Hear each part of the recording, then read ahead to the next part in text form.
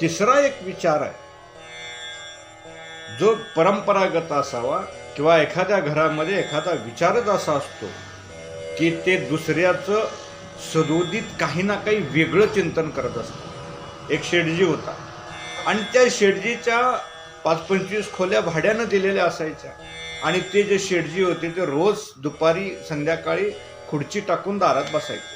बसल्यानंतर त्यांच्यामध्ये असणारा एक भाडेकरूचा छोटासा मुलगा त्या दारातून जायचा, परत माघारी यायचा, पुढं जायचा, माघारी यायचा. आणि त्यावेळेला असणाऱ्या त्या शेठजीला वाटलं की हा मुलगा इथून जातोय येतोय आणि सारखं का थांबतोय, माझ्याकडे पाहतोय.